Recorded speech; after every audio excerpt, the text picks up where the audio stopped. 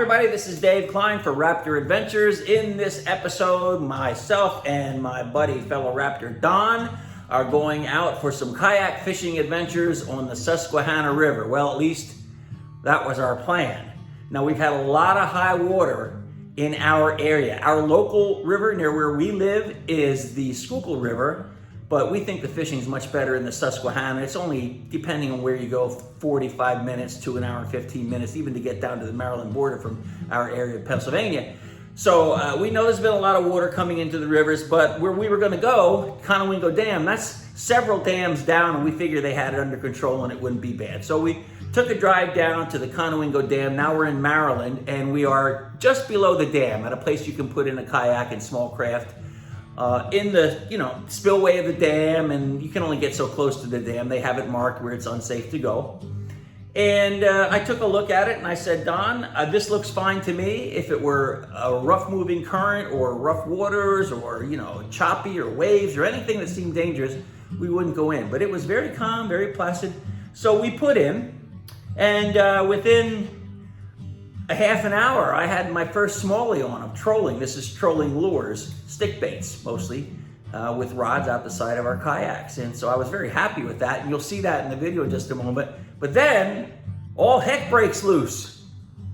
And I'm talking about sirens and all that. Now, people that go there regularly know what this is all about. And frankly, I've been to these dams before, so I knew what it was all about. I had just never experienced it from eye level in a kayak.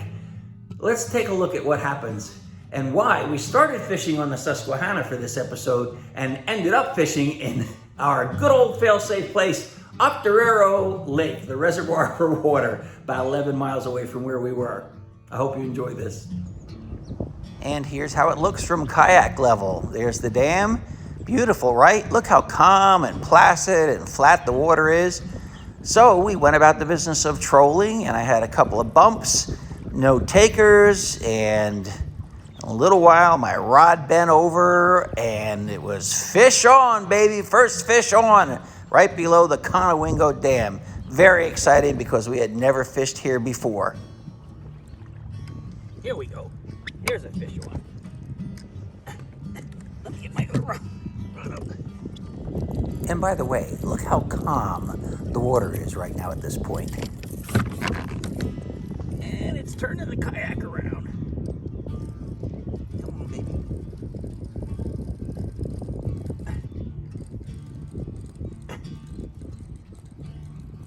That's always a pleasant thing.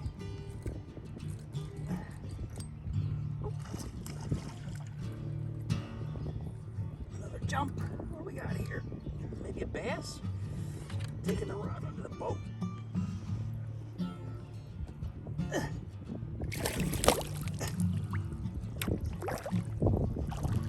Come on. Yeah, sure enough. What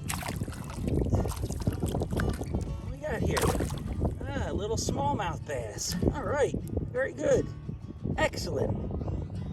Bring him in, let him go. Well, that didn't even take a half an hour. Don's up there around the bend somewhere.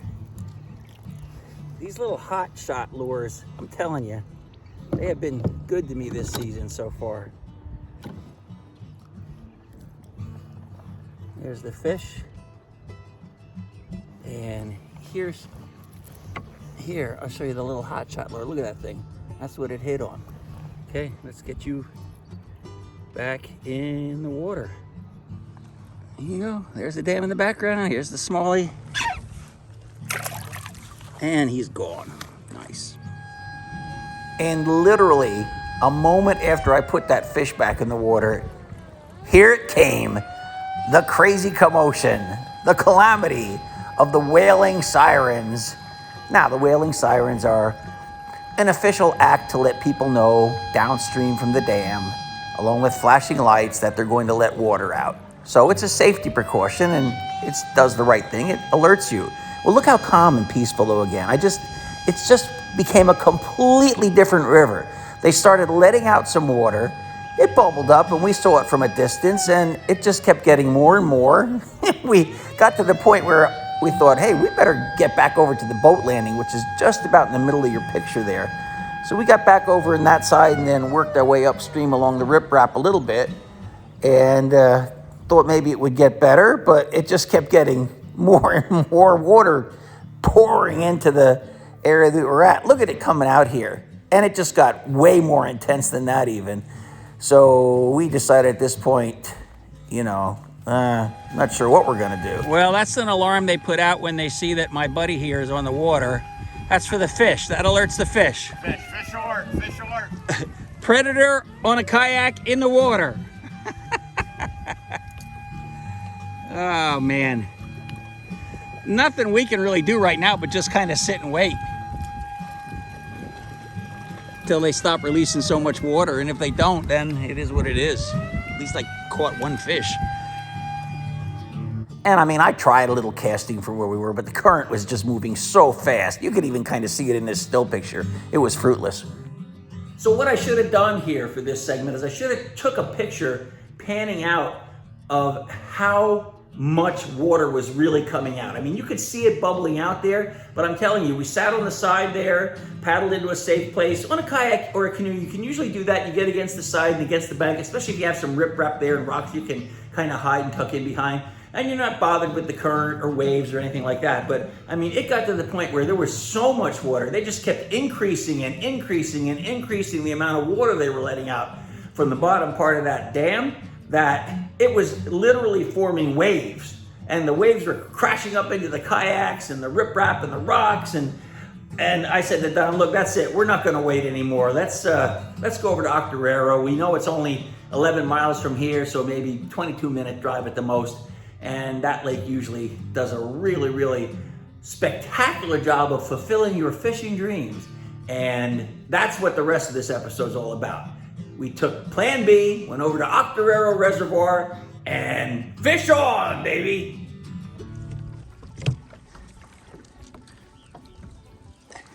Here's a fish on.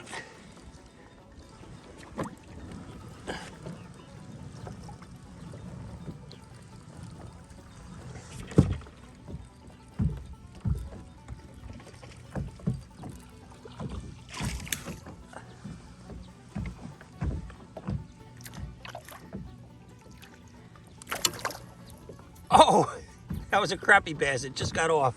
But moments later, there's a fish on. What do we got? A little white perch right here. A little white perch on that little tiny silver lure. Amazing, right? We're gonna let him go though. And then right after that, it began. One white perch after the next white perch after the next.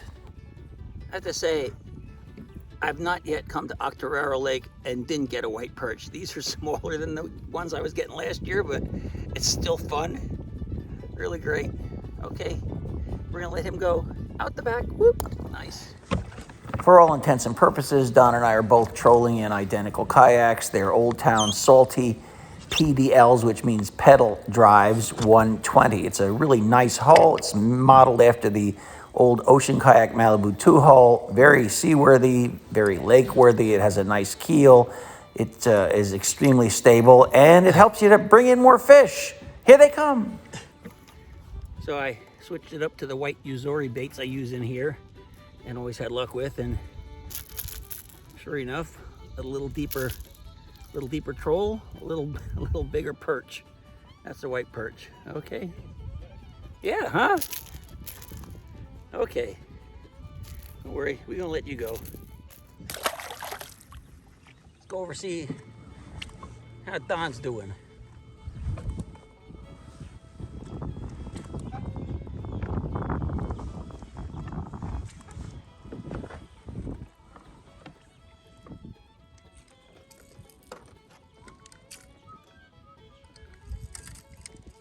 Did you find anything that's working for you yet?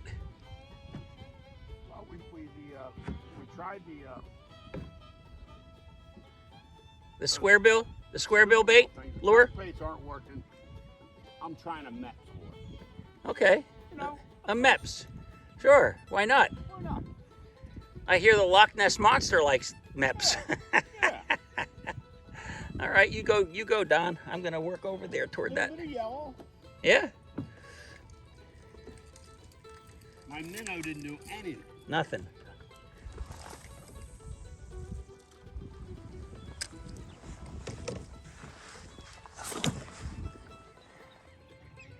There's some bait balls rising all in around here. You can see one right off my port bow here. See the water churning up?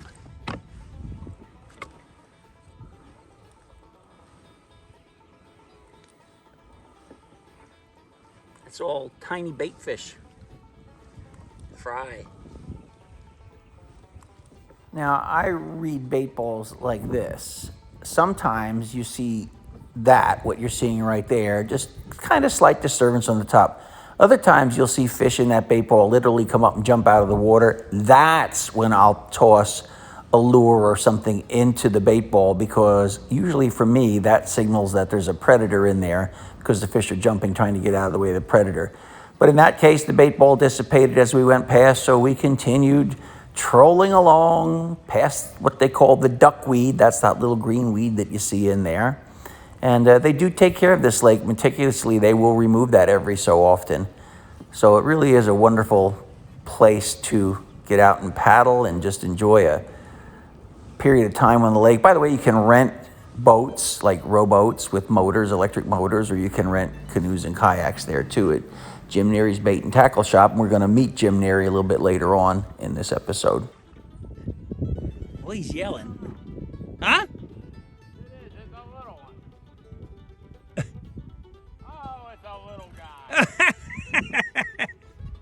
Hello, Mr. Perch. Oh, you almost swallowed. A little white perch. On what? Your Meps lure? No, I went back to what I call crankbait. Okay. Yeah, That's the official name. I know what you mean. Open up and I'll get it out. It's the fat little one with the lip.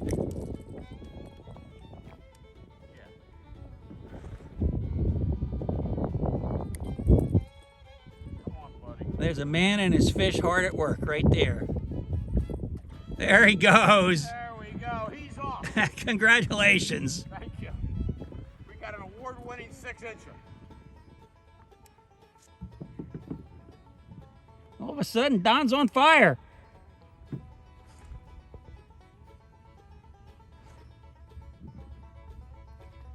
Oh, he's at least 7 inches. Okay. Maybe 8. Oh, yeah.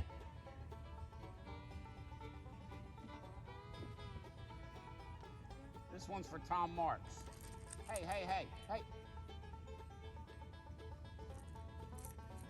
Okay. Get you on. Good job. Still wouldn't come to me for surgery, though, I'll tell you that. No sooner did I say that, I'm reeling in, and bam!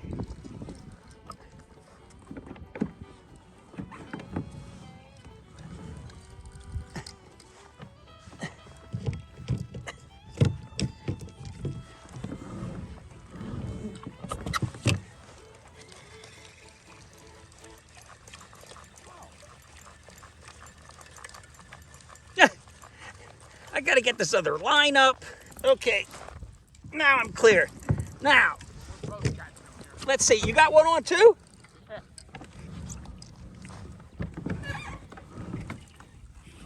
This guy's trying to turn the boat around on me.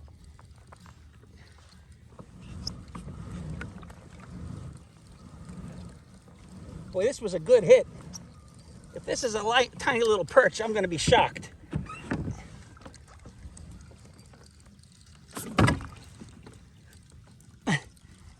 Get him around the front of the boat. Oh, it is a tiny little perch. He got hooked, and then he got hooked on the side. That's pathetic. That's what I have. That is. Well, he's hooked through the fin there. He got hooked in the mouth and then the fin. Oh. Okay, at least he was mouth hooked. I don't feel totally ashamed of myself. We'll let him go. These white perch are so aggressive. They're hitting lures that are almost as big as they are. And what happens is they smack that lure so hard, sometimes the lure swings back as they're doing their gyrations and it catches an extra treble hook in their fin or something. And when that happens, you're pulling a fish in sideways and it's not streamlined. It feels like a much bigger fish, and many of them felt that way. And we were pulling them one in after the next right here in this spot. I'll call this spot, for lack of a more for real term, I'm just going to call this the corner. Here in the corner, we pulled a lot of fish out of here. Okay. Oh.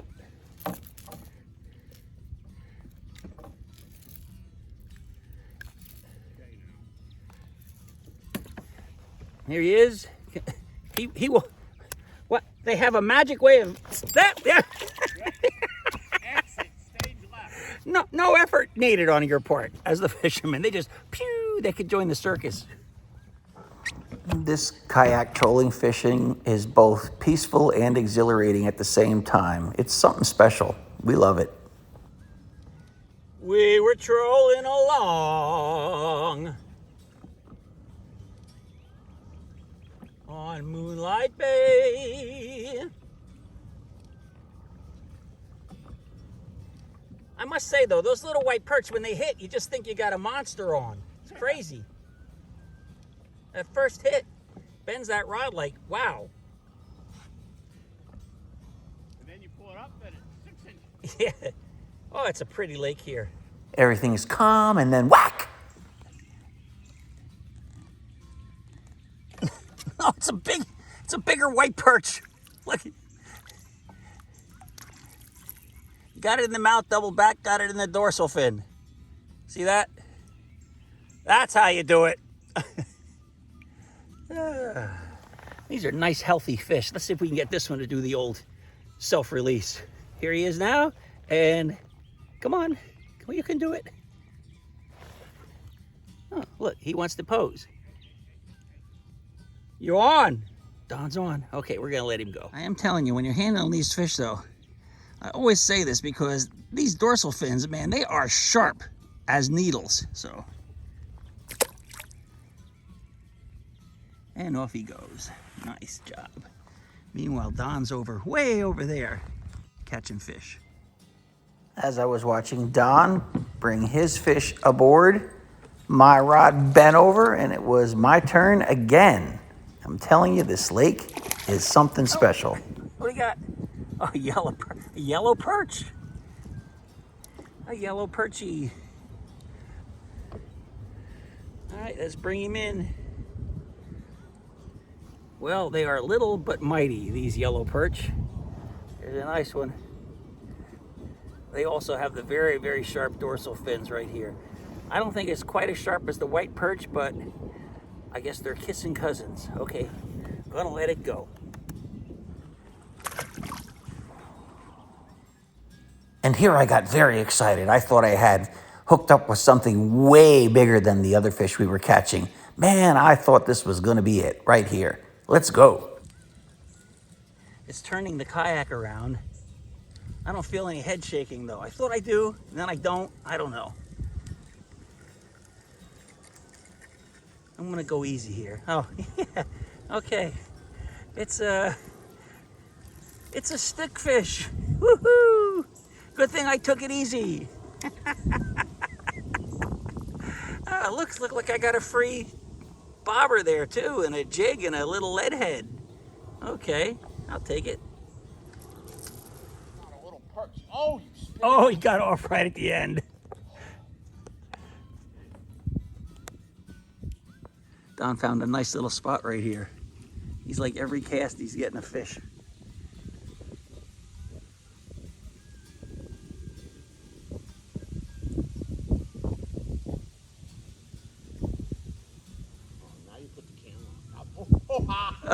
There you go.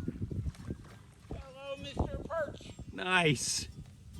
That's the way to do it. And it didn't stop with just that one. At this particular spot, we could do no wrong. We were fishing with trolling lures. We were casting. We were dropping a bobber with worms. They were biting on everything.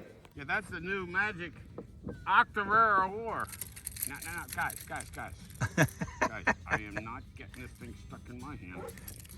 There you go. Catch and release. I saw my bobber go down once or twice. I better check to see if there's still a worm on there. Oh, bobber's getting hit.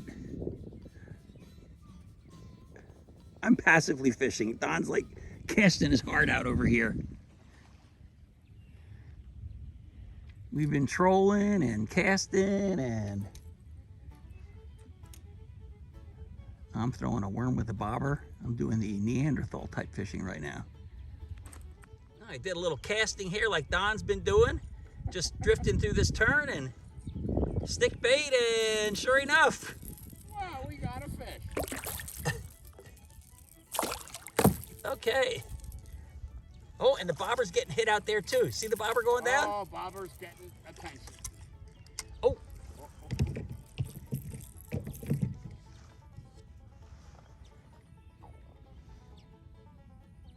Now, you know, should I let it go? Stop nibble. No. I think in that case he's got my worm. Let's see. Yep. See, now this is a good spot, right in through this bend. My bobber has disappeared. The bobber has disappeared. That's usually a sign that there's somebody on. Yeah, yeah. Okay, so catching them casting, catching them on a bobber. Wow. Tell me, this is pretty much fun, huh? This is tough. I mean, right now, there's fish everywhere. They're jumping all around us. Woo. I'm not even showing you all the releases anymore. It gets tedious, but wow. I didn't catch a fish in a long time. Nice. Say no more. You got him on. I thought I was going to have 2 casts in a row. Dude, I have one on too. So we're not catching the same fish. No, we're not catching the same fish. Wow. Oh my gosh, that's a nice one. That is a nice one. So you get spoiled when you're catching one fish after the next. So when it slows up even a little bit, you move on, and now we're moving back up the lake toward the launch, and we are in the deepest part, or the dammed part of the river, in the sense that up one of these fingers is where the dam is located, and here's another fish on in this part. They're all over. By the way, I love hearing the birds, all kinds of birds out in nature at this place. Notice too, I'm switching it up here to a, well, what we would call a jerk bait. It's a bait with a lip there that you crank on it or troll it, it dives. Well, we've been picking up a lot of these white perch in the evening hours. I just saw a guy pull a really nice, what looked to me to be a largemouth bass, but it was from a distance off from the shore. He had to have a net to get that in, but these are fun. It's just really, really fun. We got them trolling, we got them casting, we got them throwing a worm out with a bobber. What more could you ask for? This lake produces. Oh, and Don just got a smallmouth. Smallmouth. Sweet. Here's a weird fact for you. That vegetation on the water, as I said earlier, is called duckweed. If you were to look at it through a microscope, it would look like tiny, like little miniature lily pads. I think it gets the name duckweed because sometimes it sticks to the feathers of ducks, and then they land from pond to pond, and they deposit the duckweed, and then it grows. It's self-sustaining. It just grows there on the water, and it can be beneficial because it can provide some cover. So sometimes there might be fish under it. It can also be a problem if it gets too dense because it blocks out the nutrient-giving sun to other plant life and eventually to the fish below it. But it's also considered a superfood. You can eat this stuff. That's right. Scientists are looking at ways to harvest it for all of its amazing nutrients. Meanwhile, I wasn't going to eat any on this trip. Maybe in a future episode, all I was doing was out there trolling, trying to catch another fish by trolling through the duckweed. And sure enough, wham, bam, thank you, fish. Fish on. Come on, don't get stuck under there. Oh, it's our friend, another white perch. Don's back there yelling, another bass, another bass. He's catching bass, I'm catching white perch. All right, at least I'm catching something. And I let that one go, pedaled forward about 3 feet, and boom, another fish on. No. Oh, it's a bigger white perch. That's a nice one. That'd be good. If I was saving them for table fare, that'd be a great one. But I'm not, so you're gonna go free. Go make babies. I let that one go, pedaled forward 2 feet, and bam, another fish. There's somebody home.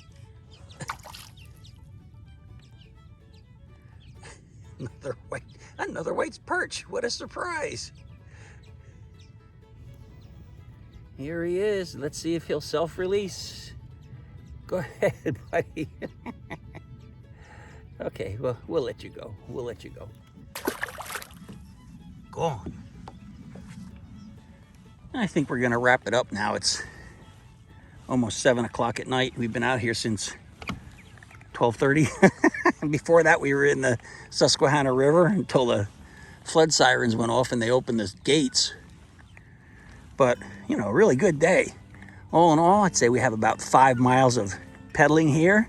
So we're getting some good exercise. My legs cramped up a couple times. That's why it's important. You can see I have a silver bottle over here. I think that's like a quart. And then I have another quart that I drank. Usually I'll go through 2 or 3 quarts when I'm on one of these outings, especially on these hot summer days. And that's real important. You won't be able to stay out if you don't have the liquids, or you shouldn't anyway. Oh, looks like we have a cormorant up here ahead. See how long he or she is gonna talk. Well, that was it, all done, she's done. You can see her making that splashing in the water. Well, we're gonna round the bend and turn toward home. Don't know if we'll get anything in here or not, but it's the last chance here, the last 100 yards. Make a turn here, see where Don is. Yeah, this pedaling, it's nice. It's good, steady resistance. You know you were out here exercising when you've been out here for hours and hours on end. And you're doing 2 things at once so it doesn't get monotonous. If you don't catch any fish, you can say, well, at least I got my exercise for the day. And if you catch fish, that's the bonus plan. That's the way I see it. That's my perspective and my outlook. And that's what keeps me coming out here. Although, I will say it's a lot more fun when you catch fish. All right, let's head on into the dock. You can see that straight ahead off my bow here. Well, what do you think? That was worthwhile, right? Awesome. Awesome fishing. I mean, Awesome. really, from the moment we put in here, we were catching fish. And it was like that for me on the Susquehanna first thing in the morning. We weren't in a half an hour before I caught that smallmouth, but then they opened the floodgates, so it became a torrent. It was better to come here. Water rafting. It was only 11 miles, 22 minutes by car. Yep, very good. At Octoraro Lake, you check in and you check out. Unfortunately for us, the proprietor, Jim Neary, was there at Jim Neary's Bait and Tackle, and he wanted us to try some Slab Savage tackle that he had created. And so we're talking about that a little bit. Really appreciate it, Jim. These are all powder coated, and then he hand paints like this one. This is our Freedom. Oh, hold that still a second. Wow, nice. See that? Nice, yeah. Hoorah! Are these for sale anywhere on the internet or just here at the store? It's in progress. We just started. We're getting some placement in retail stores. Can I have this bag? Yes, sir. So Yeah. if they contact you here at the store now, though, they could get them here, right? Yes. Cool, great. And we've got plenty of colors right now, and they're coming all. You know, new raw baits come in 16th, 32nd, 64th ounce for the bullheads, and 16th and 32nd. And we're going to be expanding our line too. Tell me a little bit about our expansion. So our expansion, we're going to run into a underspinner, the ponyhead jig, tried and true. And then we're also looking at a more like an bass size, but it's going to be just your typical jig with a skirt with obviously a weed guard. Sorry. A weed guard. Yeah. Okay, good. It's called Jim Neary's Bait and Tackle. Jim Neary's Bait and Tackle. Yes, Okay, we got a great. website, jimsbait.net. You can just look on Facebook, Jim Neary's Bait and Tackle, Jim Neary's Live Bait and Tackle. Live Bait and Tackle, and then Jim Neary personal. I hope you enjoyed this episode of RAPTR Adventures. I'm Dave Kline. If you have a mind to get yourself a RAPTR Adventures shirt like this, a team shirt, they come in all different kinds, and I'm gonna give you a link to that in the description for the video so you can check that out for yourself. Please subscribe to the channel. Please like the show if you like the episode, and tell some friends, share this. I'm always happy to go out on adventures with any of you too that have something in mind, that if you have a great fishing spot or something that you want to share with people, I don't care what the species is, just get in touch with us and maybe we'll come down and film an episode with you. Thanks very much. See you next time.